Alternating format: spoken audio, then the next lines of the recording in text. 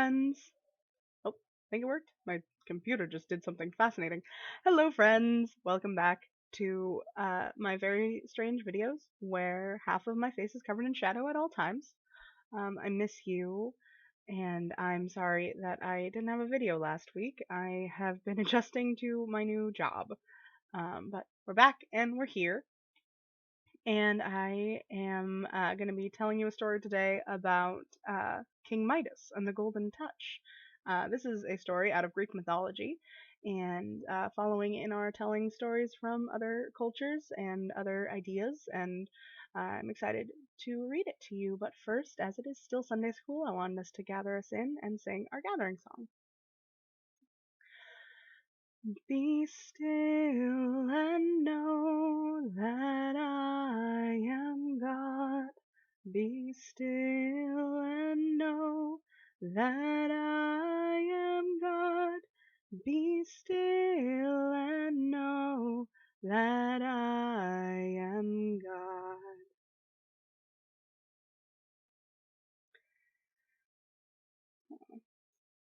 Once upon a time, a long time ago in ancient Greece, there lived a king named Midas.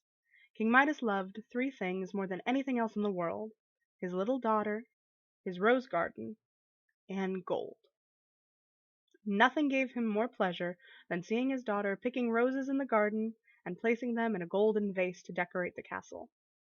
One night, while strolling through his rose garden, the king stumbled over a satyr. A satyr was a half man, half goat, and this satyr looked half starved and very, very sick. King Midas brought the satyr into his castle. He made sure the satyr was washed and fed and tucked into bed for a good night's sleep.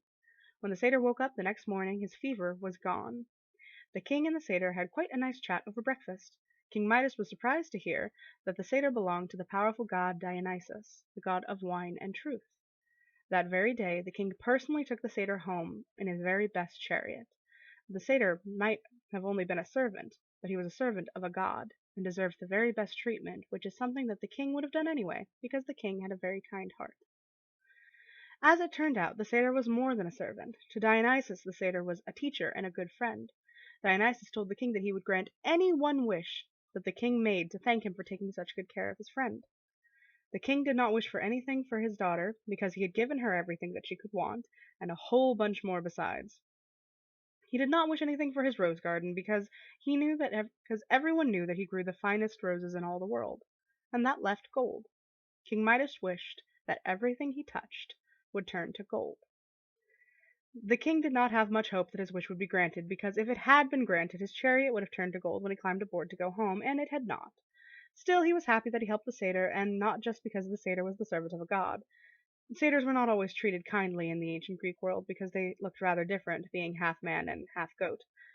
When the king arrived back at the castle, he pulled out a chair to sit down at the table, but the minute he touched it, the chair turned to gold. He touched the table. He touched a vase. As soon as he touched them, they turned to gold. King Midas raced through the castle. Everything he touched turned to gold. He was so happy, he shouted to his servants to cook him a feast in celebration. His servants were very fond of King Midas. They knew that he could be foolish, but he was rather a dear, so they cooked and served him a feast. But that was where the trouble started. Everything looked and smelled so good that King Midas did not wait for his daughter to show up. He reached out and grabbed a fistful of food, and the food made quite a clatter when he dropped it back on the table in shock. It had turned to gold in his fist. He touched other food. Whatever he touched turned to gold.